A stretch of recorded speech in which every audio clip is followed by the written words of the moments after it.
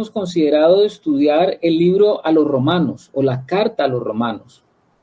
Ustedes saben que la carta a los romanos, pues es una carta escrita por el apóstol Pablo. Muy interesante darnos cuenta del contenido de esta carta, como lo hicimos con la epístola a los Gálatas. Esta carta a los romanos, pues es una carta tremendamente fundamental para nuestra vida cristiana. Imagínense ustedes, la carta a los romanos, pues fue escrita, pues como su nombre lo indica, a aquellos que estaban asentados en la ciudad capital del Imperio Romano. Estamos hablando de Roma, la capital del imperio. Aquellos imperios, ustedes saben que había visto Daniel había visto imperios, y este imperio romano, pues era el imperio que estaba imperando en tiempos que Pablo escribió esta carta. Entonces, pues vamos a hablar a la carta a los romanos, hermano, y para poder hablar de esa carta, pues vamos a dar un poquito como de un contexto, ¿no? Como de un contexto, perdona aquí un momentico, ya, es un contexto bien especial. Vamos a contextualizar un poquito la carta a los romanos, darle a esta carta como una connotación también de por qué o cómo fue escrita, ¿no? Acuérdense que también dimos esa connotación cuando hablamos del libro o la epístola a los Gálatas. Esta carta a los romanos, pues es una carta que fue escrita para cristianos que estaban en Roma, y seguramente que en Roma también había estos dos grupos de cristianos en los cuales nos vamos a encontrar en las categorías de las cartas que escribe Pablo. Habían cristianos gentiles, pero también habían cristianos judíos. Es probable que la comunidad de cristianos aquí en Roma haya comenzado justamente con judíos. ¿Por qué decimos esto? Porque nosotros entendemos, por lo que dice la carta, que Pablo no fue el que estableció o fundó esta iglesia. La iglesia en Roma no parece haber sido establecida por el apóstol Pablo. Entonces, la gran pregunta es, bueno, ¿y cómo llegó a existir entonces esta iglesia que estaba en Roma, conformada seguramente por judíos y gentiles? Todo parece indicar, ustedes saben que cuando hubo el Pentecostés, lo que nos narra Hechos, el libro de Hechos, ustedes saben que cuando se estaba celebrando la Pascua, esa Pascua judía, dentro de esa Pascua judía fue que vino el derramamiento de la promesa del Padre. Entonces, muy probablemente, y creo que algunos estudiosos hablan sobre eso, muy probablemente la iglesia en Roma se constituyó de algunos cristianos que fueron a la fiesta de la Pascua cuando ocurrió el Pentecostés, y es muy probable que muchos de esos personas que estuvieron en el Pentecostés, que eran judíos, al volver a Roma, pues ellos fueron los que llevaron la semilla del evangelio. Eso es lo que parece. Porque cuando uno lee la carta a los romanos, uno se da cuenta de que Pablo pues habla ya a una comunidad que está establecida. No es como él le habla a los Gálatas, no es como él le habla a los Corintios, no es como le habla a los Filipenses, sino que él habla de alguna manera a unos cristianos que ya están allí. Entonces, es muy importante que tengamos en cuenta de que el contexto de la carta se da en medio de una expulsión de judíos de Roma también. Y uno dice, ¿y usted cómo sabe eso, mi hermano? Claro que eso cuando estudiamos el libro de Hechos, nosotros nos damos cuenta de algo que dijo el libro en la carta, en la epístola a los Hechos, o los Hechos de los Apóstoles, nosotros vemos que eso ocurre. Algo ocurrió en ese lapso de tiempo. Parece que la iglesia se estableció en Roma con aquellos judíos que llevaron el evangelio. Parece que muchos gentiles comenzaron a recibir el evangelio en Roma, pero también, según lo que vemos en Hechos 18, del 1 al 3, hubo también una persecución a judíos en Roma, y parece ser que esos judíos fueron expulsados en la época en que el emperador Claudio estaba al frente del Imperio Romano. ¿Cómo lo sabemos? Veamos lo que dice Hechos capítulo 18 del versículo 1 al 3. Esa es la historia de Pablo cuando se encuentra con estos grandes siervos de Dios, una parejita. ¿Se acuerdan de esa parejita? ¿O no se acuerdan?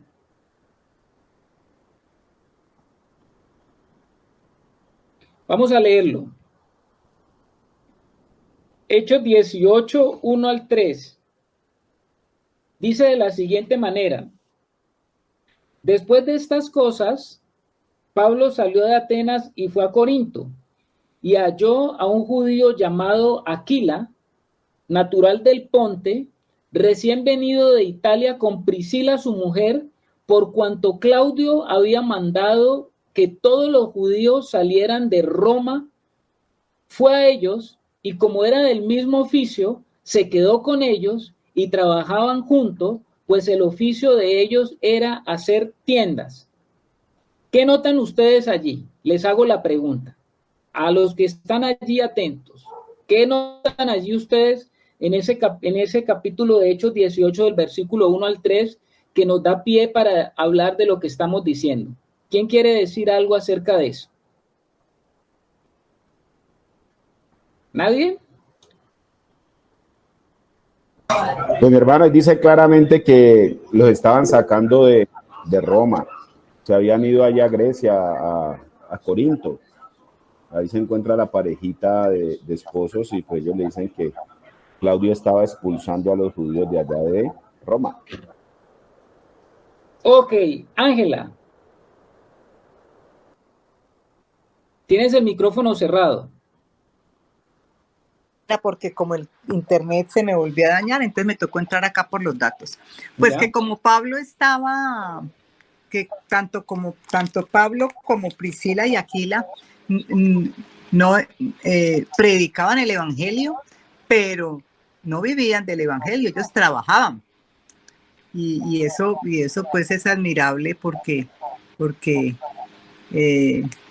pues nadie los sustentaba, sino pues sí, el Señor les proveía, pero ellos trabajaban y eso me parece muy importante. Ok. Dice aquí que ellos tenían un oficio y Pablo en Corintio, él habla que él mientras estuvo en Corintio, él estuvo en su oficio. El oficio de Pablo que él conocía o que él practicaba era el hacer tiendas.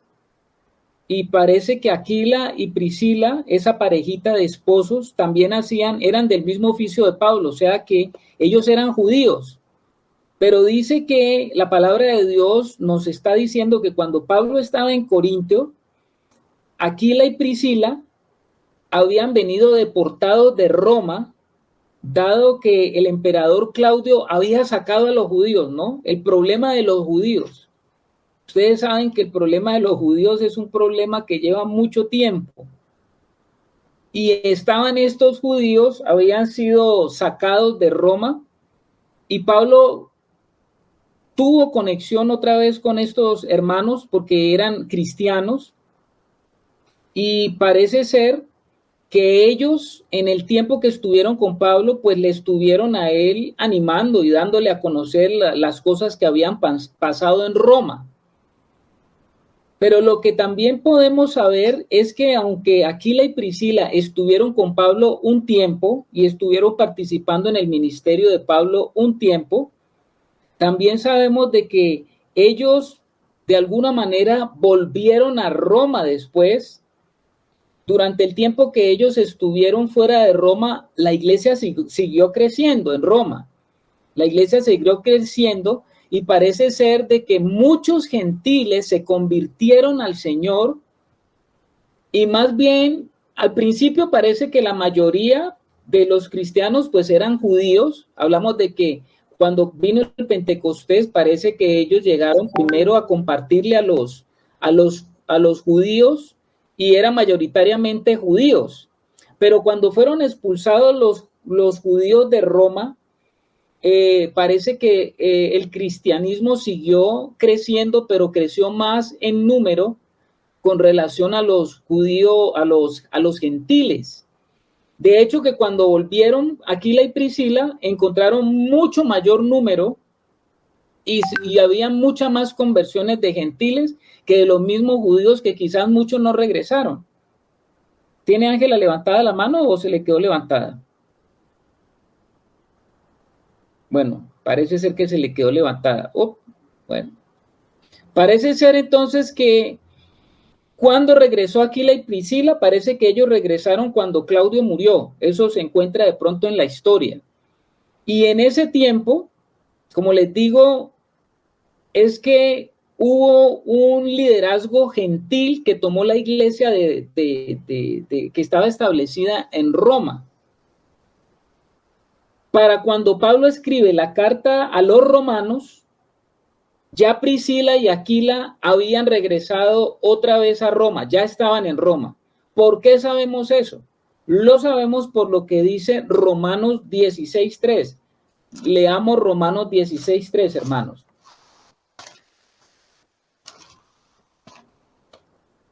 ¿Qué dice Romanos 16:3? Acuérdense que Pablo en esta carta, pues toda... Yo lo leo, hermano. Bueno, mi hermano. Dice: saludad a Priscila y a Aquila, mis colaboradores en Cristo Jesús. ¡Wow! ¿Qué es lo que está diciendo Pablo?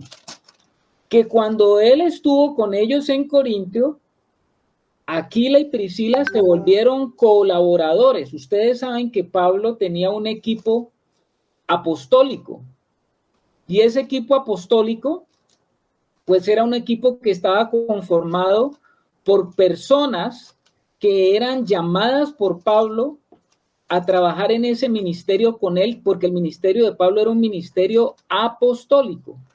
Y entonces encontramos que donde él iba, siempre como que seleccionaba a unos discípulos, y a esos discípulos les daba un entrenamiento, y esos que estaban en ese entrenamiento con el apóstol Pablo, después alguno de esos los sacaba, y alguno de ellos dedicaban y consagraban su vida al Señor. Entonces Aquila y Priscila, mientras estuvieron con Pablo, ellos fueron colaboradores de Pablo.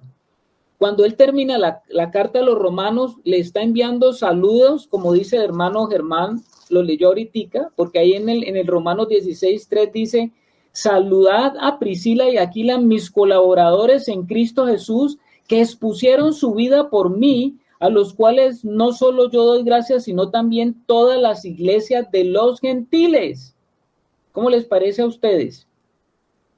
O sea que Aquila y Priscila también eran conocidos dentro del mundo gentil, no solamente durante el mundo judío.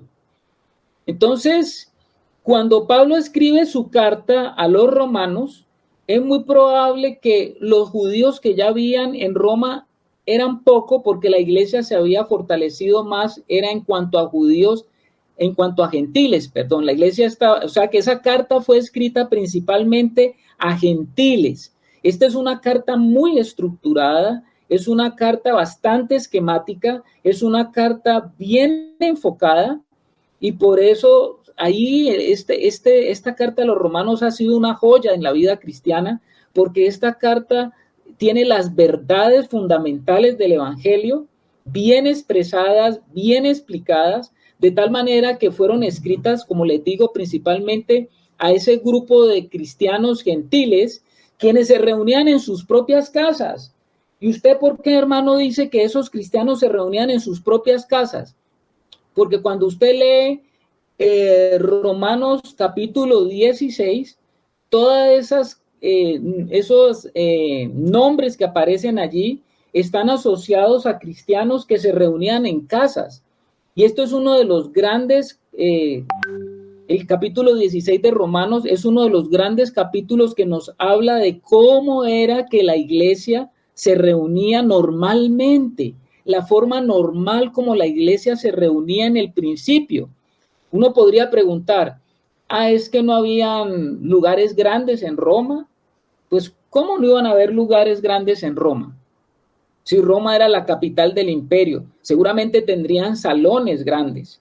Pero los cristianos, cuando comenzó el cristianismo, como lo vemos aquí, se reunían muy familiarmente en las casas y practicaban su fe dentro de una cultura pagana, porque Roma era una cultura pagana donde existían muchas deidades, y no solamente existían muchas deidades, sino que había un culto especial al emperador.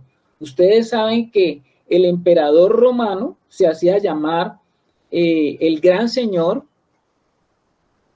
y justamente una de las razones por las cuales después vino la persecución de Roma para los cristianos era justamente por eso, ¿no?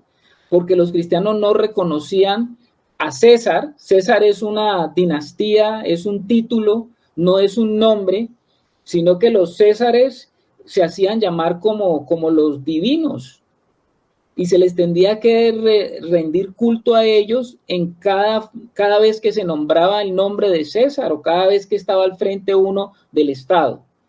Entonces, es muy probable que los cristianos romanos, dado que Roma era la capital del imperio, eran unos cristianos que tenían una buena educación, porque los términos como son narradas o son escritas la carta a los romanos, pues es una carta que está en lenguaje que nosotros nos damos cuenta que es un lenguaje, como vamos a decir en cierta manera, como bastante elaborado, no era un lenguaje como muy coloquial. Entonces se considera que estos cristianos romanos pues eran personas que habían recibido alguna influencia de la educación, algunos de ellos, no todos, porque la mayoría de las personas en el imperio y la mayoría de los cristianos en esa época se practicaba la esclavitud, y dentro del paquete de los cristianos de Roma había muchos que habían sido esclavos. Entonces, los capítulos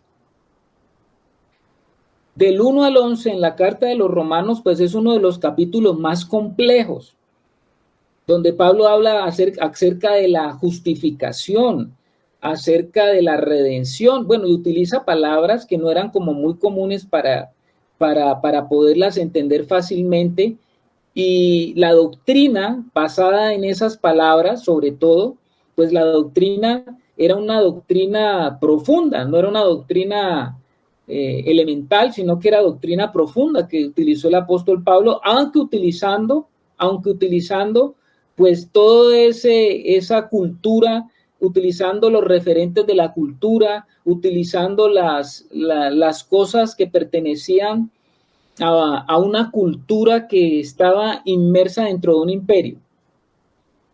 Entonces, se considera que el libro de los Romanos es uno de los escritos más complejos de Pablo en el Nuevo Testamento, así se le considera, imagínese usted. Pablo escribió principalmente, como les estaba diciendo, a estos creyentes gentiles que residían en el imperio, a fin de por lo menos 4 cosas tenemos que tener en cuenta cuando estamos leyendo la carta a los romanos. ¿Qué 4 cosas deberíamos de tener en cuenta? ¿Qué Pablo va a tratar o qué es por qué manda esta carta? Número 1, son 4 cosas. Número 1, Pablo se está dando a conocer a los creyentes allí. Usted sabe que Pablo no era conocido para todos los creyentes de Roma. En el capítulo 16 nos damos cuenta que él tuvo contacto con muchos de esos cristianos, sobre todo los que están allí narrados en el capítulo 16, pero la iglesia era más grande. Y como él no había estado en Roma, entonces muchos no conocían quién era Pablo. Entonces él quería, número 1, darse a conocer a los creyentes darles la revelación apostólica para la vida y extensión del evangelio, ¿no? Él quería como apóstol también darles a ellos la revelación apostólica y confirmarlos acerca de algún don que hubiera en ellos. Eso lo dice Pablo en la carta. Él quería que ellos conocieran la revelación apostólica de un apóstol como Pablo, el cual tenía un ministerio específicamente dirigido hacia los gentiles. Y dado que la iglesia tenía ya en Roma tantos gentiles, pues era bueno, era prioritario que un apóstol les pudiera dar a ellos como toda una guía de las grandes revelaciones y verdades del evangelio. Entonces, por eso era necesario que él escribiera esta carta, porque también la palabra nos dice que Pablo había querido ir a Roma. Él lo dice en la carta, se había propuesto ir a Roma y por alguna razón no había podido ir a Roma, siempre había tenido un obstáculo. Ahora, para nosotros hoy en día, pues esto que el Señor no le haya permitido ir a Pablo a Roma en esas primeras oportunidades, pues es una gran bendición. ¿Y por qué es una gran bendición? Porque por no haber podido ir a Pablo a Roma, tuvo que escribir una carta. Y esa carta, bendito sea el Señor, que la tenemos hoy nosotros, si no, no la tuviéramos.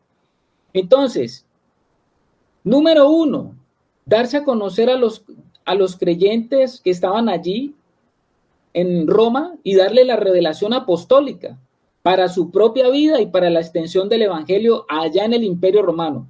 Usted sabe que el Imperio Romano pues tenía una red constituida de caminos que no por nada, esa expresión que dice que todos los caminos conducen a Roma, no por nada se dice esto, sino que eso era una realidad. Roma había sido o tenía grandes caminos que llevaban casi a todas las partes donde el imperio se había extendido. Entonces, Pablo veía también como muy importante ir a Roma, porque ustedes saben que en la mente de Pablo estaba el evangelio y cómo llegar a los diferentes lugares. Número 2, ¿qué pretendía Pablo también con la carta? Vamos a decir que él pretendía desarrollar, dilucidar y defender las verdades del evangelio que él había estado predicando. Era necesario que los gentiles tuvieran contacto con el apóstol. Algunos ya tenían gran conocimiento de las verdades del evangelio, como Aquila, Priscila y todos los que él nombra en el capítulo 16, de alguna manera ya tenían establecidas muchas verdades, pero ustedes saben que también la iglesia estaba permanentemente en ataque. Entonces era necesario no solamente defender, sino desarrollar las verdades, dilucidar más profundamente las verdades del evangelio para que el engaño no viniera también a los hermanos ahí en Roma. Número 3. Esta carta específicamente la escribe también el apóstol Pablo para provocar a los creyentes de Roma a depender exclusivamente de la gracia de Dios para su salvación. Imagínese usted, él lo dice ahí en Romanos 3:24, él va a decir eso, ¿no? Él va a decir en Romanos 3:24, siendo justificados gratuitamente por su gracia mediante la redención que es en Cristo Jesús, dice Romanos 3:24. ¿Qué es lo que esto nos está diciendo? Que Pablo estaba supremamente interesado en que ellos estuvieran muy cimentados en la gracia, la salvación por la gracia, dado que en el contexto judío, ustedes saben que siempre los judaizantes venían y siempre trataban de establecer el judaísmo también como parte de una verdadera fe en el Señor. Entonces él, dado que había una iglesia conformada por gentiles y judíos, pues Pablo también tenía que provocar a los creyentes para que ellos estuvieran muy fundamentados. Esto era, o sea, hablándole en términos modernos, vamos a decir que Pablo los quería vacunar. Pablo los quería vacunar contra el judaísmo. Entonces, por eso él hace una disertación de la gracia magistral aquí en el libro a los Romanos. Número 4, ¿por qué también fue escrita la carta? Estamos hablando de 4 grandes aspectos por los cuales la carta a los romanos fue escrita. La carta a los romanos fue escrita también porque necesitaba Pablo aclarar algunas verdades relacionadas entre los cristianos judíos y los cristianos gentiles, porque esas verdades relacionadas con el Israel de Dios y con los gentiles necesitaba ser aclarada, porque se estaban generando tensiones que amenazaban con una división o un cisma dentro de la iglesia.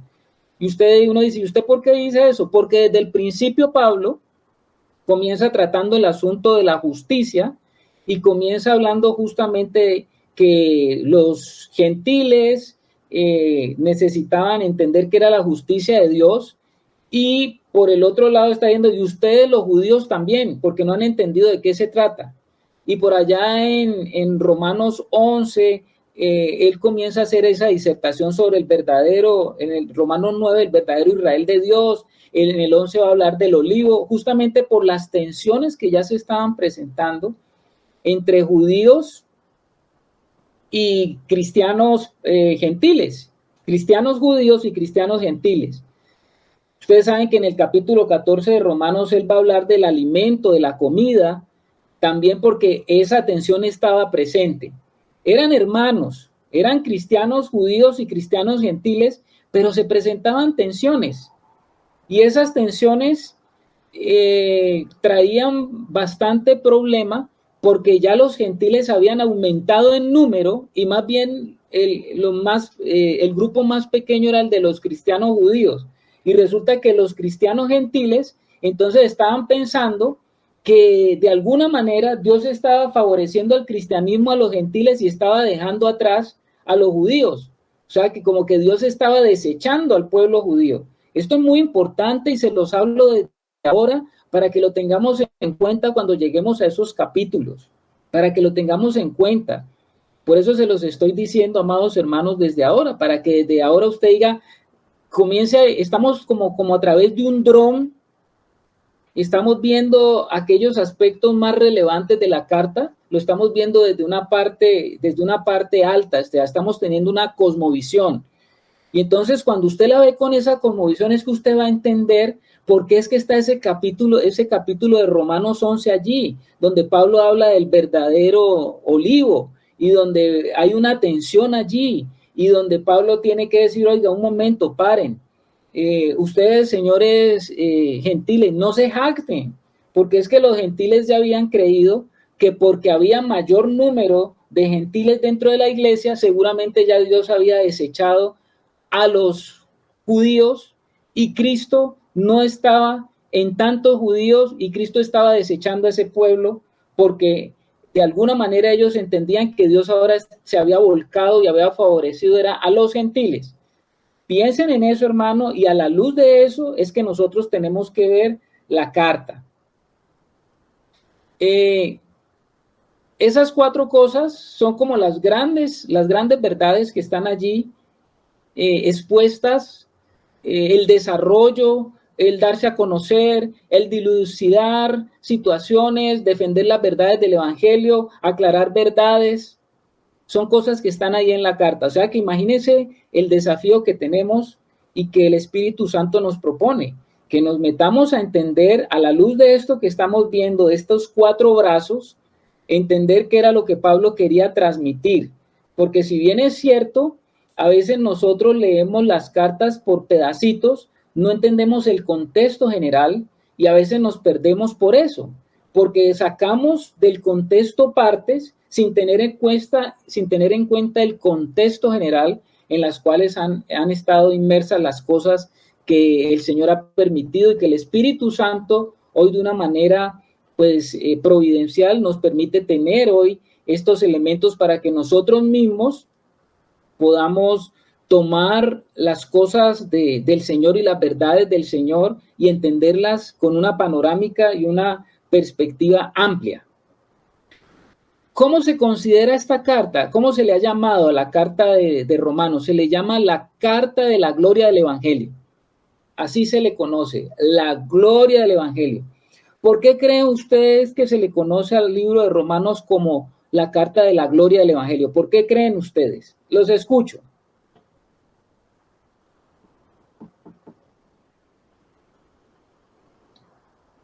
No estoy escuchando. ¿Alguien levanta la mano? A ver, Germancito. Bueno, ahí yo veo aspectos importantes, ¿no? Con este marco eh, histórico y de cierta manera también espiritual que el Señor nos está dando, ¿no? Porque me llama la atención que Pablo, cómo el Espíritu Santo toma a un hombre que tanto ha enseñado esto y tanto se apropió de esto en su carne, buscando su propia gloria, porque nosotros sabemos que el hombre natural vive para su propia gloria, de eso se alimenta, y cómo este hombre que le daba esa aplicación natural a toda la ley, a toda esta cuestión, pues que él aprendió y que él comió, ¿no? Que él comió porque él se hizo uno con la ley y los profetas y todo eso, pero en él y no en el espíritu. Cómo el Señor lo toma a él precisamente, eh, y le muestra realmente cómo tiene un encuentro con el Señor y lo toma para él, para ese bendito propósito de que la Escritura, pues de cierta manera lo muestra a él como ese apóstol a los gentiles, pero cómo es él quien precisamente fue tan fortalecido en él y tan arraigado tenía él eso en su ser, a depender del Espíritu Santo y a no el hecho de ir a desvirtuar la ley a los profetas, sino a darle el sentido espiritual de la ley y los profetas para que ellos pudieran realmente entender de qué se trataba la gracia y que eso llevara al conocimiento de la verdad que es el Señor Jesucristo y de su Evangelio. Entonces, pues ahí uno nunca ha hecho ese estudio profundo de Romanos, pero uno sabe que Romanos tiene unas perlas tremendas. Uno ve lo que tú decías en un comienzo, ¿no? Cómo esto que es conocido como la gloria del Evangelio, pues empieza a manifestarle a uno primero la salvación por la fe, después esa justificación, esa santificación, ese proceso de glorificación. Entonces todo eso es como el proceso, como la completez a vista general, pues una panorámica general de realmente todo lo que representa el plan de Dios para la salvación del hombre. Y esto pues lo que hace es, el fin de Dios es recuperar esa gloria que se había perdido. Entonces yo lo asocio con eso, ¿no? Con eso es que lo asocio, con ese proceso completo que lleva realmente a que la gloria de Dios sea restaurada. Ok, mi hermano, excelente. Muy bien, mi hermano. ¿Anita quiere decir algo? Sí, Carlitos, me parece que faltó decir el arrepentimiento, la necesidad del arrepentimiento para iniciar el proceso. Eso era, Carlitos. Ok. Muy bien, gracias. Bueno, si ustedes se dan cuenta, mis hermanos, ¿qué dice el hermano Alex? Bueno, yo recuerdo que a Gálatas le hablábamos que era la de la libertad, ¿no? Era de la libertad porque pues, ahí Pablo pudo expresar abiertamente muchas cosas. Pienso que a los romanos es de pronto por a donde o sea, donde se está, a quienes él está escribiendo. No podemos olvidar pues, que era Roma. Roma era la capital del imperio. ¿Qué había en Roma? Pues Roma era la ciudad plataforma, metrópoli de todo. Si lograba el evangelio llegar a Roma, lo más posible es que de ahí se expandiera, mejor dicho, a todo lo que se conocía en ese tiempo. Entonces, claro, si lograba tener el efecto que Pablo deseaba en esa metrópoli, pues sería la gloria del evangelio, pienso yo. Ok, mi hermano, así es.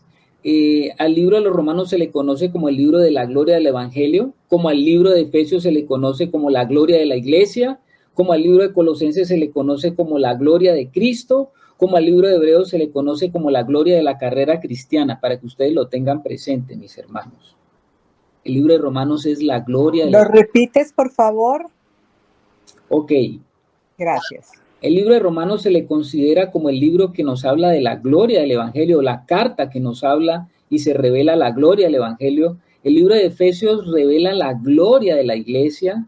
El libro de Colosenses revela la gloria de Cristo y el libro de Hebreos revela la gloria de la carrera cristiana. Entonces ustedes encuentran allí pues el compendio que el Espíritu Santo nos permite a nosotros tener para que nuestra fe no esté fundamentada sobre ilusiones, sino que nosotros tenemos una fe fundamentada con hechos de Dios totalmente históricos, comprobables, espirituales, que nos han llegado a este momento para que nosotros tengamos la palabra de Dios como guía segura, mis hermanos, como guía segura. Y el libro de Romanos, pues es una carta catalogada como la gloria del Evangelio, como lo decía el hermano Germán, porque de una manera providencial, pues Pablo escribe a personas que necesitaban tener y conocer estas profundidades de la salvación y cómo Dios había establecido un plan para restablecer la gloria perdida del hombre. Y la gloria perdida del hombre es un proceso. Aquella gloria que se perdió por una decisión, aquella gloria que se perdió por una decisión que tomó el hombre, ¿cuánto le costó al Padre restaurar esa gloria perdida? Imagínese usted, ¿cuánto le costó al Padre recobrar esa gloria? Y el recobrar esa gloria, pues ha sido un proceso, es un plan que se ha llevado a cabo por etapas y ha sido un proceso. Y ese proceso ha llevado a reconocer que Dios está en medio de todo ese proceso y que ese proceso viene de Dios, es por Dios y es para Dios. Entonces, esto, pues por eso se le conoce a la carta a los romanos como la carta de la gloria del Evangelio. ¿Dónde fue escrito? ¿Dónde se escribió? ¿Dónde Pablo escribió esta carta? El apóstol Pablo escribió la epístola a los romanos antes de finalizar su tercer viaje misionero. Recuérdense que eso lo estuvimos viendo en el libro de Hechos, de los 3 viajes misioneros de Pablo. Antes de finalizar su tercer viaje desde Corintio, él escribió la carta a los romanos. Una de las grandes verdades de lo que estoy diciendo está expresada porque ahí en el capítulo 16, váyanse ustedes ahí a Romanos 16 al versículo 1, ustedes se dan cuenta de algo muy interesante con relación a lo que estoy diciendo. Les estoy diciendo que Romanos fue escrito desde Corintio, porque en el capítulo 16 usted ve que el apóstol Pablo dice: os recomiendo además nuestra hermana Febe, la cual es diaconisa de la iglesia de Cencrea. El versículo 2, que recibáis en el Señor como es digna de los santos, y que la ayudéis en cualquier cosa en que necesite de vosotros, porque ella ha ayudado muchos y a mí mismo. ¿Qué es lo que queremos decir aquí? Pablo está recomendando a una hermana que se llama Febe y dice que era una diaconisa. ¿Qué significa la palabra diaconisa? Pues ella era una servidora en esa iglesia y parece que era una servidora de esas mujeres. Febe es un nombre femenino. Febe era una mujer muy comprometida con el Señor, de tal manera que dice Pablo que se le dé un reconocimiento especial a ella. Parece que ella fue la encargada de llevar la carta que Pablo escribe a los romanos, la hermana Febe, para que ustedes la tengan presente cuando lleguemos a ese capítulo. Dice que Pablo le da un reconocimiento especial y dice que Pablo como que le está dando un voto de confianza a Febe, a esta hermana, de una manera muy especial, porque dice que le ayudéis en cualquier cosa que necesite de vosotros. Imagínense ustedes el reconocimiento que le está dando Pablo a esta persona. Cualquier cosa que necesite, ayuden a esta hermana, porque dice que ella ha ayudado a muchos y a mí mismo, o sea que parece que era una hermana que era muy activa dentro de la obra del Señor, era una hermana que estaba muy atento, para muchos estaba muy atento, era servidora, porque la palabra diaconisa significa servidora, de tal manera que dice Pablo que a él mismo lo había ayudado. No nos dice en qué, pero está diciéndonos que era una hermana muy servicial, muy servicial. Entonces, dice Pablo que estaba recomendando a esa hermana y Cencrea quedaba en Corintio. Entonces, podemos saber que Pablo mandó esta carta desde Corintio a los romanos. Roma, todo parece indicar, según la parte histórica, que la ciudad de Roma, pues no es como una de las grandes metrópolis de hoy en día en cuanto a la cantidad de habitantes que tienen las grandes metrópolis de hoy, ¿no? Pero parece ser que Roma en ese entonces era una ciudad que tenía más o menos una población de 1,5 millones de personas. 1,5 millones, o sea que podemos decir que Roma era como Quito. Corríjanme ustedes, hermanas, ¿cuántos habitantes tiene Quito?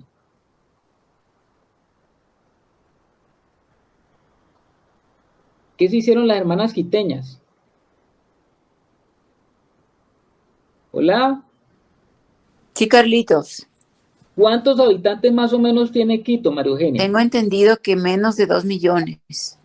¿Menos de 2 millones? Uh-huh.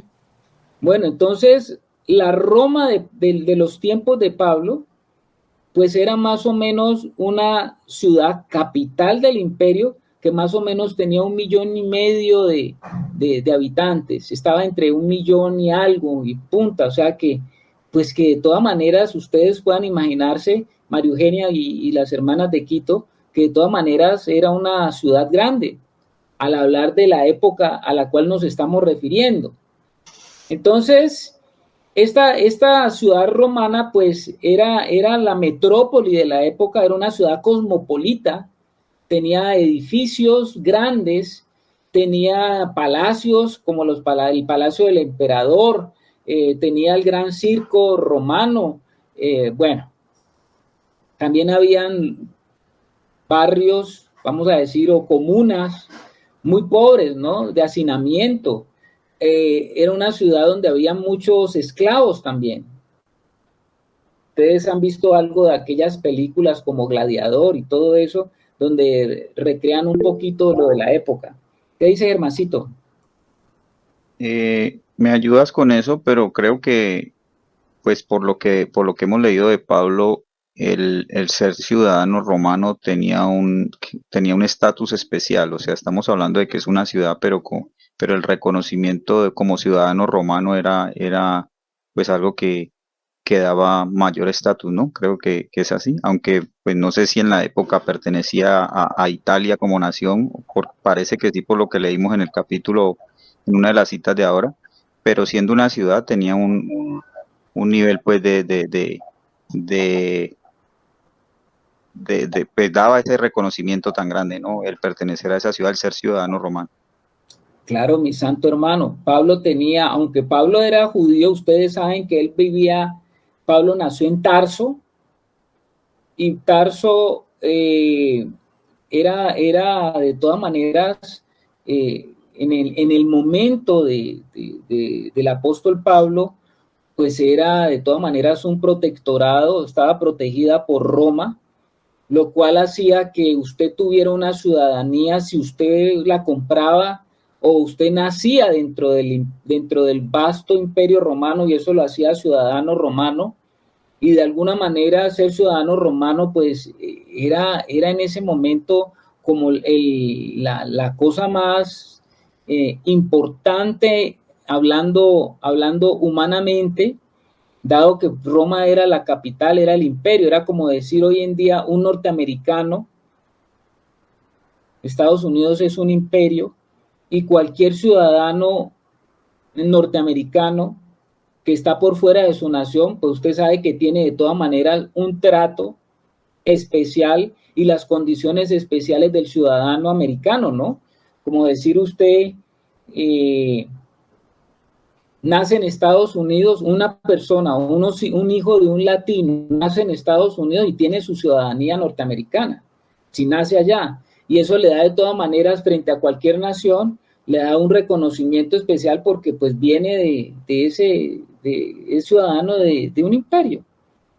Entonces, hablemos de lo mismo. Así era en la época del apóstol Pablo. Usted estaba sometido donde quiera que estuviera, estaba protegido de todas maneras por las leyes de Roma, y en cualquier parte donde el imperio estaba, pues hacía cumplir sus leyes. Por eso era el imperio. Y Pablo había nacido en una ciudad donde había un protectorado romano, y donde Pablo había pues obtenido esa ciudadanía. Pablo habla de eso, ¿no? En una de las cartas.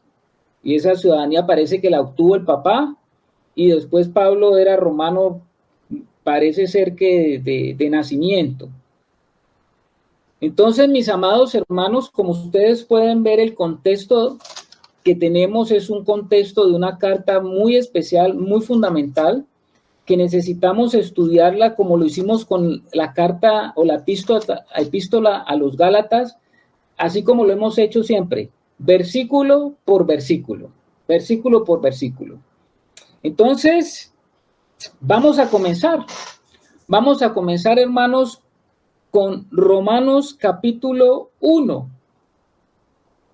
Ahí en el capítulo 1, ustedes, las sociedades bíblicas, le colocan al capítulo 1 un título, por lo menos en la Reina Valera versión 1960, le colocan salutación. Como todas las cartas, tienen unos saludos iniciales.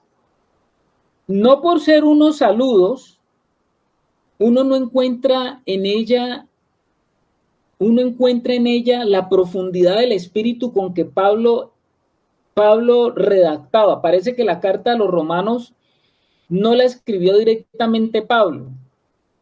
La carta a los romanos la escribió como un secretario que se llamaba Tercio. Entonces usted dice, ¿y usted dónde saca eso, mi hermano? Cuando usted lee Romanos 16:22,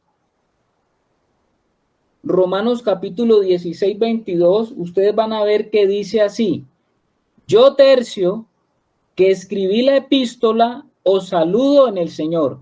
Parece que Pablo tenía allá en Corintios en ese momento un secretario que era el que escribía mientras Pablo estaba dictando. Y este secretario pues era un hijo de Dios, era un cristiano, no era también cualquier persona, sino que mientras Pablo estaba dictándole, él iba escribiendo. Por eso dice, yo, Tercio, que escribí la epístola, os saludo en el Señor. Entonces, Pablo comienza una salutación, y en esta primera salutación de lo que él está diciendo, vamos a encontrar unas grandes y profundas verdades de lo que Pablo va a decirnos a través de toda esta carta, hermanos.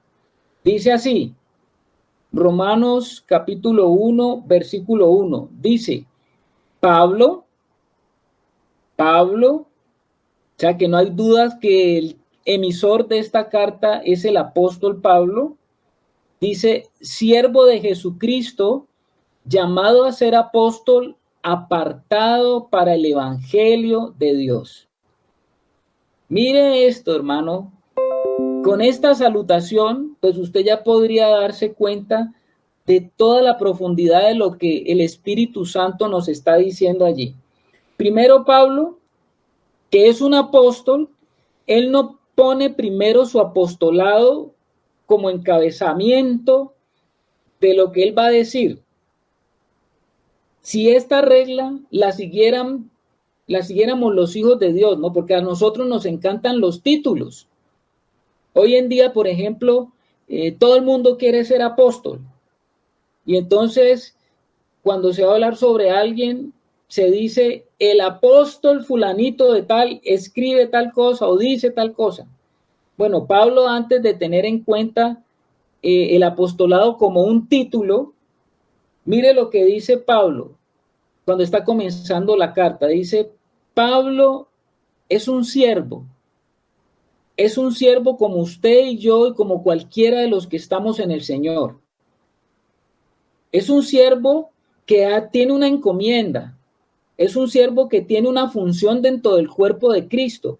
Pero el que tenga una función dentro del cuerpo de Cristo no lo hace alguien superior a los demás en cuanto a cómo el mundo maneja las cosas, ¿no? Roma era un imperio y estaba acostumbrado a hablar de sus títulos, el cónsul, el procónsul, el emperador, el César, todos esos títulos que hacen al hombre y nos hacen a nosotros sentir grandes frente a los hombres.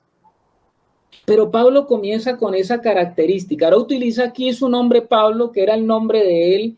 El nombre de él inicialmente era Saulo, pero ya no, Pablo no es ya Saulo, ahora es Pablo, porque eso ha sido un hombre tratado por Dios. Saúl era el nombre hebreo que él tenía, pero él, el nombre Pablo es el nombre ya de un hombre transformado, un hombre que es un siervo del Señor y que el Señor lo llama. No es que Pablo se llamó a sí mismo, no es que Pablo tomó un día la decisión y decir yo quiero ser el apóstol, no es que Pablo, alguien vino, como él lo dice en la carta a los Gálatas, ¿no? Que él ni siquiera tuvo contacto. Recuérdese que eso lo hablamos, hermano. Pablo no tuvo contacto con ninguno de los apóstoles. Él no fue nombrado por ningún apóstol de los que estuvieron con el Señor. Él dice que él fue llamado a ser apóstol. Ahora, la palabra apóstol, ustedes saben que no quedó traducida en la Biblia, porque la palabra apóstol tiene un significado. ¿Cuál es el significado de la palabra apóstol? ¿Qué significa apóstol? Enviado. Enviado. Muy bien. El apóstol Pablo o el enviado no fue porque él se envió, fue porque a él lo envió el mismo Señor Jesucristo. Dice, llamado a ser un enviado. Y dice que él fue apartado para el evangelio de Dios. Qué impresionante, porque Pablo nos va a decir que el Señor lo tomó a él para sus filas, lo tomó a él con un propósito, lo tomó para ser enviado. Si ustedes recuerdan, cuando Pablo comienza su vida cristiana, él comienza su vida a ejercer un ministerio de enseñanza en Antioquía. ¿Recuerdan ustedes eso? Pablo comienza con Bernabé a ejercer un ministerio de enseñanza en Antioquía, y allí en Antioquía Pablo estuvo con Bernabé enseñando por lo menos un año, formando discípulos, porque ¿qué hacía Pablo allí en Antioquía? Pablo venía de Tarso, fue traído de Bernabé, de Tarso fue traído para ser un colaborador en lo que estaba pasando en Antioquía, dado que allí en Antioquía habían llegado muchos hermanos a convertirse al cristianismo. Antioquía era una región donde el evangelio comenzó a florecer de una manera particular, porque Antioquía fue el lugar donde comenzaron a convertirse personas que no eran judías. Cuando el Espíritu Santo vino allí en Pentecostés y fueron bautizados, todos eran judíos, y el evangelio siguió extendiéndose a través de los judíos. Cuando hubo la dispersión, muchos judíos cristianos comenzaron a salir, pero ellos generalmente compartían el evangelio pues a las personas que eran sus paisanos. Pero resulta que ahí en Antioquía el evangelio comenzó a compartirse también a personas gentiles, de tal manera que se necesitaba que la iglesia fuese edificada, y fue enviado Bernabé por los apóstoles, fue enviado Bernabé de Jerusalén, fue enviado a Antioquía, y Bernabé fue a traer a Saulo que estaba en Tarso, y ahí comenzaron ellos a establecer un ministerio como de enseñanza. Es necesario edificar a los santos, es necesario estar trabajando en el ministerio, pues es necesario. y Pablo estuvo trabajando allí hasta el momento que Pablo fue apartado para una obra especial. Hasta ahí Pablo había sido un hermano que estaba colaborando con los hermanos de allí, pero en un momento determinado, ustedes saben, hermanos, que en un momento determinado, cuando Pablo estaba en una reunión con otros hermanos, estaba con unos, dice que la palabra de Dios en Hechos 13, que habían profetas y maestros, estaban orando, estaban ministrando al Señor, cuando de una manera muy particular, dice que el Espíritu Santo dijo, apartadme a Bernabé y a Saulo para la obra que les he enviado. Desde ahí comienza ese llamado a Pablo a algo que él comenzó a ejercer un ministerio, pero ahora el ministerio ya no iba a ser solamente al interior de la iglesia. Ahora Pablo estaba siendo llamado por el Espíritu Santo a salir por fuera del contorno de la iglesia, y él entra en el terreno ahora de la obra. Entró en el terreno de la obra, o sea, al exterior de la iglesia. ¿Y cuál era el propósito de Pablo como un enviado afuera de la iglesia? Él entró en el terreno de la obra porque todo obrero tiene como misión establecer iglesia donde no la hay. ¿Cómo les parece eso, mi hermano? Y Pablo fue llamado a ir a establecer la iglesia a esos lugares, a todos esos lugares que eran protectorado del Imperio Romano, que conformaban todo el Mediterráneo, y Pablo tenía la misión de ir expandiendo el Evangelio de Dios. ¿Cuál es el Evangelio de Dios? No es el Evangelio de Pablo. No es que Pablo, como lo acusaban los gálatas allá en los judaizantes de Galacia, que decían que Pablo andaba predicando algo que no era. Pues no, Pablo andaba predicando el Evangelio de Dios, y el Evangelio de Dios que Pablo hablaba era el Evangelio del Cristo resucitado.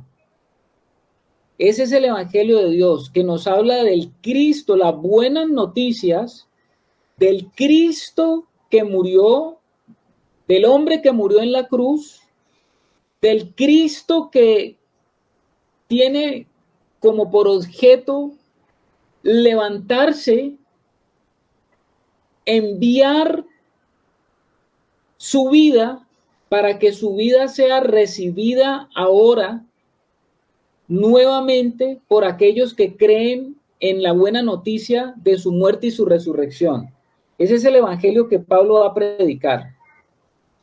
Y sabemos nosotros que ese evangelio fue prometido por Dios mediante los profetas en las escrituras. Quiere decir de que el evangelio de Dios no fue algo que se añadió por casualidad, sino que es algo que fue revelado y que sigue un plan. El evangelio de Dios sigue un plan, fue planeado y preparado por Dios en la eternidad pasada. Desde antes de la fundación del mundo, Dios había planeado el evangelio. Así que en muchas de las ocasiones en las Santas Escrituras, desde Génesis hasta Malaquías, que conformaban las escrituras del momento en que el apóstol Pablo estaba ejerciendo su apostolado, desde Génesis hasta Apocalipsis, Dios hablaba de una promesa. Todos los profetas hablaban de esa promesa, y esas promesas estaban relacionadas con ese evangelio. Y nosotros sabemos cuál es el tema del evangelio de Dios. A ver, les pregunto a ustedes, ¿cuál es el tema del evangelio de Dios? Cristo. Reino. A ver, otra vez. El reino, ¿no es? El reino. El tema del evangelio de Dios es una persona. Cristo, es su Hijo. El tema del evangelio de Dios es una persona, Cristo. Ese es el tema del evangelio, una persona, Cristo.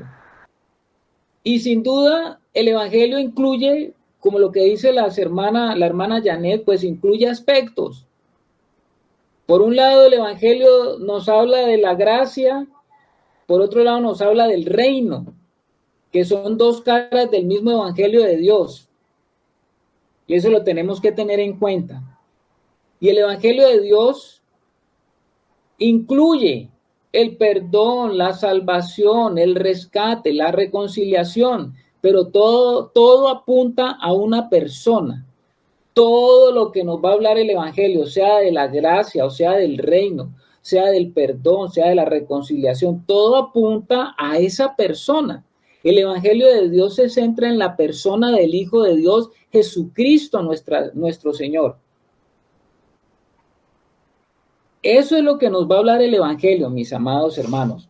Entonces Pablo está diciendo aquí que él fue constituido por Dios como una persona encargada de llevar el conocimiento de cómo era ese proceso, pero ante todo que el mismo mensajero que cargaba el mensaje pudiera transmitir el mensaje, y el mensaje es la persona, y la persona tiene que ser implantada dentro de los espíritus de aquellos que oyen el evangelio.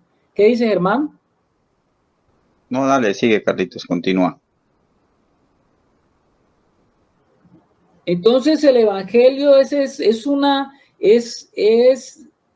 la palabra evangelio significa buena nueva, y es la buena nueva que nos da el cielo, de que ahora nosotros podemos salir de nuestra condición y entrar en una condición de vida diferente.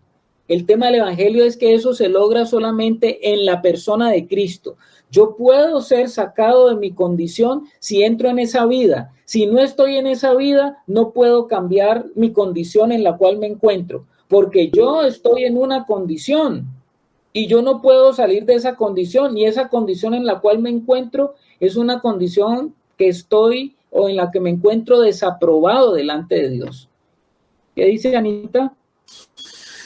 Carlitos, también podemos describirlo como lo hace un versículo que en este momento no me acuerdo dónde está, que dice que Dios estaba en Cristo reconciliando consigo al mundo, no tomándole en cuenta a los hombres sus pecados. Claro que sí, mi hermana. Nosotros sabemos que el evangelio nos habla de todos esos aspectos, pero todos esos aspectos solamente son posibles. Todo lo que Dios quiere mostrarnos en el evangelio, pues nos muestra lo que cómo Dios hace posible lo que es imposible. El evangelio es la manifestación de una posibilidad en medio de una imposibilidad. Eso es el evangelio. Por eso es una buena noticia, porque lo que es imposible para el hombre ahora es posible por Dios. ¿Sí me hago entender, hermanos? Lo que es imposible para el hombre ahora es posible por Dios, porque Dios ha hecho algo que nadie puede hacer. Solo Dios puede a nosotros introducirnos en una nueva naturaleza. Esa nueva naturaleza es una naturaleza totalmente antagónica y diferente a la naturaleza en la cual nosotros nacemos. Y yo no puedo tener esa nueva naturaleza si no tengo al Hijo. Por eso es que la palabra de Dios dice, el que tiene al Hijo, tiene la vida. Al que no tiene al Hijo, no tiene la vida. Y Pablo fue constituido como un hombre de Dios apartado para llevar esa vida. Pablo era un portador de la vida de Dios. Pablo fue apartado para llevar la vida de Dios a todo el mundo conocido de esa época. Acuérdense que el Señor le dijo a los discípulos allá justamente en el libro de Hechos, ustedes lo recuerdan, cuando Él le dijo, ustedes me serán testigos en Jerusalén, en Samaria, en Judea y hasta lo último de la tierra. Resulta que Pablo tomó esas palabras muy en serio. Dado su llamado, como un hombre que fue llamado por el Espíritu, ¿qué fue lo que hizo Pablo? Llevar el evangelio, porque él sabía que el evangelio salió desde Jerusalén, salió desde Judea, atravesó Samaria, y el evangelio comenzó a expandirse y Pablo fue llevando esa semilla por todo el imperio conocido. Pablo quería llegar a Roma, por eso la carta a los romanos es una antesala. Como 3 años antes de Pablo llegar a Roma es que él escribe la carta a los romanos. Y Pablo, ¿cuál era la finalidad después de que Pablo llegara a Roma? Si ustedes leen atentamente la carta a los romanos, se dan cuenta que Pablo quería utilizar Roma para un trampolín. El trampolín de Pablo era llegar hasta lo último de la tierra conocido en ese momento. ¿Y qué era lo último de la tierra conocido en ese momento? ¿Cuál era el último lugar? El Cabo Finisterre, mi hermano, el Cabo Finisterre por allá en España. Exactamente. Pablo quería llegar a España, que era lo más alejado del imperio que se conocía hasta ese momento hacia el occidente o hacia el oeste. Entonces, era el trampolín que Pablo quería, porque él quería que de Roma hacer un viaje, uno de sus viajes misioneros, llegar hasta Roma, llegar hasta España. Entonces, este gran hombre de Dios había sido apartado por Dios, un hombre apartado para el evangelio de Dios, y en el versículo 2 dice, mire lo que dice acerca del evangelio de Dios, que él había prometido antes por sus profetas en las santas escrituras. Pablo es consciente de esto. ¿Qué es lo que es consciente Pablo? Por eso les está escribiendo a los romanos y les está diciendo, yo fui apartado para el evangelio de Dios, porque es que Dios había prometido esto. Esto no me lo inventé yo. Hermanos romanos, yo no me inventé esto. No es que a mí me dio por ir a viajar, no es que a mí me dio por ir a hacer turismo. Lo que yo he entendido en el evangelio y lo que el Señor habló de que fuéramos hasta lo último de la tierra, es en virtud de que nosotros tenemos que, o yo como apóstol tengo que llevar el evangelio que fue prometido a todas las naciones. Recuerden ustedes que a Abraham se le dio la promesa. ¿Cuál es la promesa que se le dio a Abraham? En ti serán benditas todas las naciones. Y Pablo tenía eso muy claro. Pablo quería ir a todas las naciones conocidas de la época para llevar esa promesa. ¿Y esa promesa cuál era? La promesa del evangelio, la promesa de que ahora tenemos derecho a tener una nueva vida, y esa nueva vida es la promesa de Dios, y la promesa de Dios está centrada en la simiente prometida a Abraham. Porque en tu simiente serán benditas todas las naciones, en tu simiente, no en tus simientes como si fueran muchas, sino en tu simiente. ¿Y cuál es la simiente de Abraham hablando espiritualmente? Cristo es la simiente de Abraham, el hijo prometido, el hijo que había estado prometido para poder sacar al hombre de la condición en la cual el hombre cayó y en la cual el hombre se encontraba, una condición irremediable. ¿Vamos hasta allí, hermanos? Vamos en el versículo 2. Sí, señor. Vamos a repetir allí. Pablo, siervo de Jesucristo, llamado a ser apóstol, uno que es enviado, que fue apartado, sí, fue apartado dentro de un grupo para el evangelio, o sea, con un propósito que él había, ese él, pues es Dios, prometido antes por sus profetas en las santas escrituras. Y el versículo 3 dice, acerca de su Hijo, nuestro Señor Jesucristo, que era del linaje de David según la carne. Mire cómo Pablo comienza a enfocar su carta desde el inicio. ¿Qué es lo que él comienza a decir? ¿Qué es lo que comienza a decir el apóstol Pablo? Miren, el evangelio de Dios está centrado en una persona, y esa persona viene por una promesa, porque Dios nos había prometido esto. A través de sus profetas nos había hablado de que esa promesa estaba vigente, pero la promesa ya llegó, porque la promesa estuvo con nosotros, y la promesa es acerca del Hijo de Dios, Y ese Hijo de Dios no es un hombre como cualquier hombre. Eso es lo que Pablo va a decir aquí. Pero tengan en cuenta de que aunque él no es como cualquier hombre, es un hombre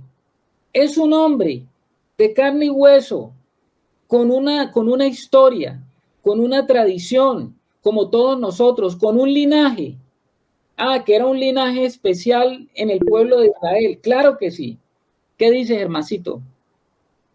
Mira que ahí hay algo especial en eso, en estos dos primeros versículos, ¿no? Porque él dice que él es siervo llamado a ser apóstol, apartado para el evangelio de Dios, que él viene a traer las buenas nuevas de Dios, pero dice que esas buenas nuevas eran las que Dios había prometido antes por sus profetas en las santas escrituras. Entonces, ¿qué nos puede hacer meditar eso?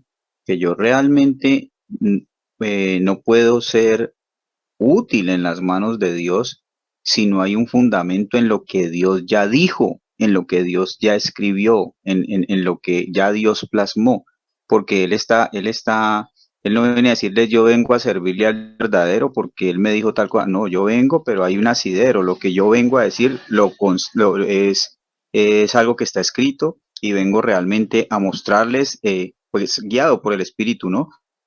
Lo que es el cumplimiento de esas escrituras. O sea, no es servir porque le nació, no es servir porque le gustó, porque está lleno de buenas intenciones, sino que es un hombre que está lleno del Espíritu Santo, que está guiado por el Espíritu Santo, pero que el sustento son las santas escrituras.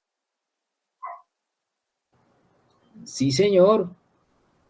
Muchas gracias, mi hermano. Pablo está diciendo que ese que había sido prometido, pues es el Hijo, porque dice acerca de su Hijo, nuestro Señor Jesucristo, que era del linaje de David según la carne.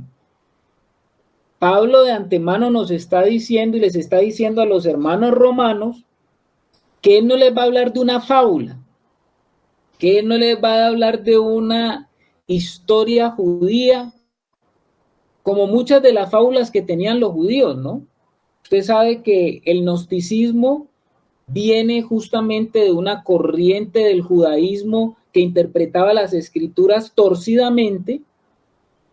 De ahí surgió el gnosticismo, eso que se conoce hoy en día como el judaísmo cabalístico.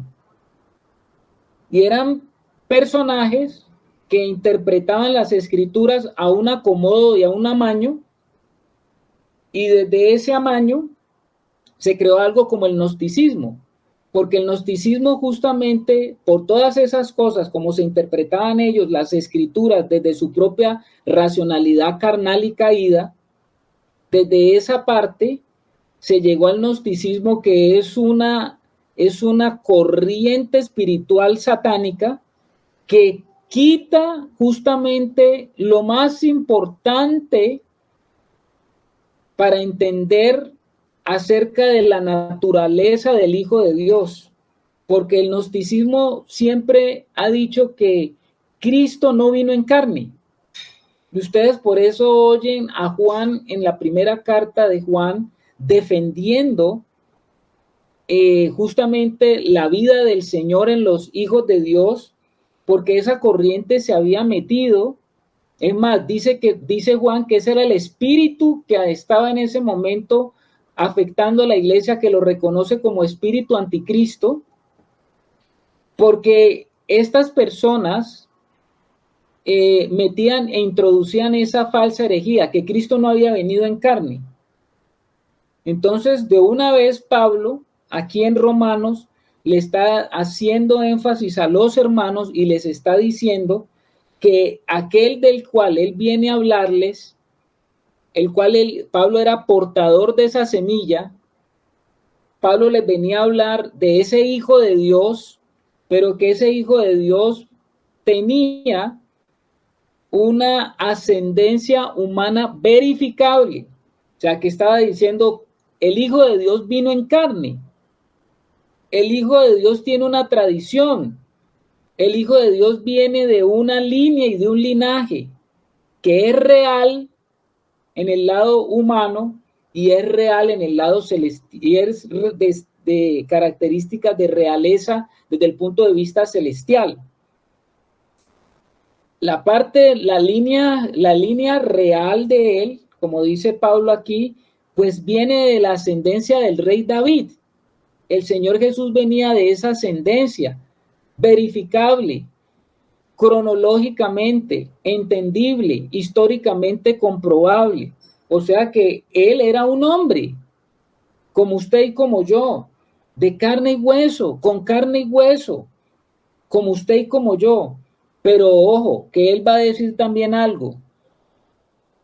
Dice acerca de su Hijo, nuestro Señor Jesucristo, que era del linaje de David, según la carne, versículo 4, que fue declarado Hijo de Dios con poder, según el Espíritu de Santidad, por la resurrección de entre los muertos. Mire todo lo que está diciendo Pablo en esta salutación, en esta introducción. El Hijo de Dios tiene dos naturalezas. Tiene la naturaleza humana, pero también fue declarado que tenía la naturaleza divina. Es decir, en él vamos a encontrar dos naturalezas. No se equivoquen, está diciendo Pablo. Es un hombre, pero con una naturaleza divina. Y este hombre fue declarado Hijo de Dios con poder. Ahí nos está hablando él de que este Hijo de Dios demostró su divinidad a través de todas las cosas que él hizo. Como Hijo de Dios, las cosas que hizo Jesús no podían ser hechas por un hombre común. Aunque él era un hombre común, hizo cosas no de un hombre común. Y es por eso que el mismo Jesús decía, hombre, si no creen en mí, no me creen a las cosas que yo digo, por lo menos créanme por las cosas que yo hago. Eso le dijo el Señor, ¿no? A uno de los discípulos. Y a los mismos fariseos también.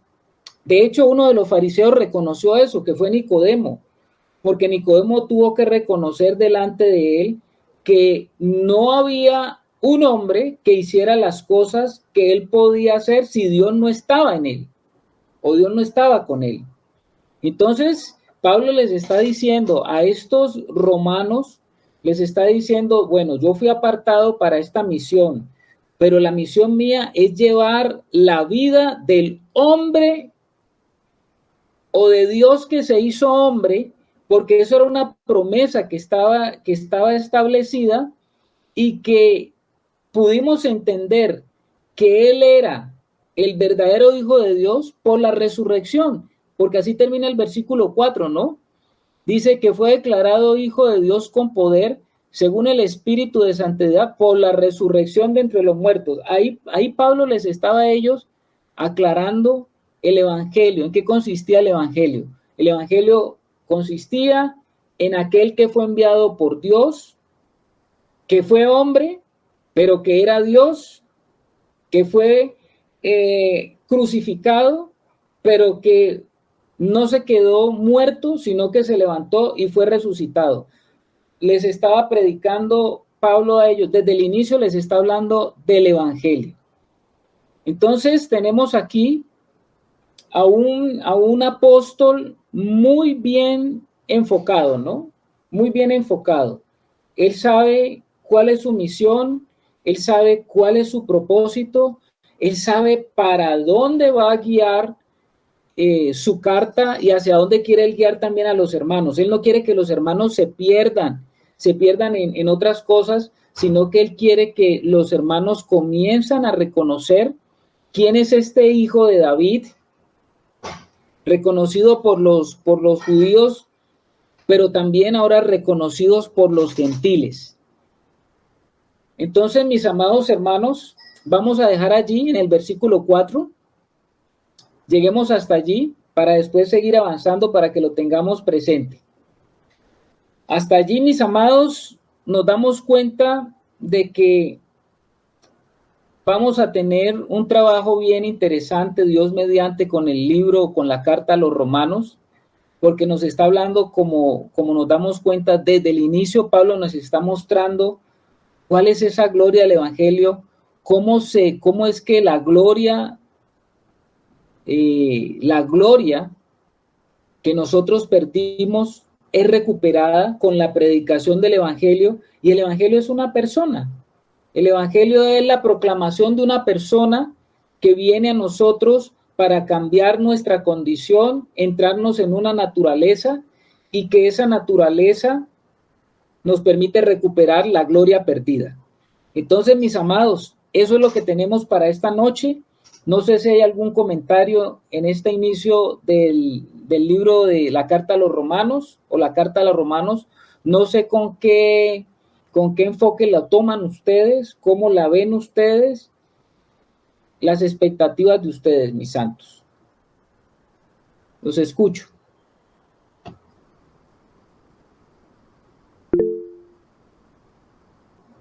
Sí, Germán. Bueno, yo sí creo que es conveniente, ¿no? Que meditemos mucho y le pidamos al Señor en oración todos que nos pueda realmente, que este estudio no sea un estudio más, ¿no? Sino que realmente en la medida que vamos adentrándonos más y que el Señor nos vaya revelando toda esa gloria del Evangelio como veíamos, pues realmente sea algo que vaya afirmando en nosotros esa fe y ese propósito eterno del Señor con nosotros, para que al final pues no sean más dudas que certezas, sino que al final pues en la medida que el Señor nos vaya transformando realmente, pues cada día vayamos llegando a la unidad y a la unidad y unanimidad en lo que el Señor quiere hacer con nosotros a través de este estudio. Y eso solamente lo puede hacer el Espíritu Santo, eso no lo pueden hacer pareceres humanos de ninguno de nosotros, sino solamente el Espíritu Santo, en la medida en que nosotros nos dispongamos y que nuestro corazón realmente sea receptivo a lo que el Señor quiere hacer con nosotros. Me parece que este es un estudio como todos, ¿no? Como todos, importantísimo, pero que en la medida en que el Señor va poniendo un peso de gloria mayor en sus hijos, pues tenemos que ir siendo más conscientes de darle el valor a lo que realmente el Señor está haciendo con nosotros. Hoy nos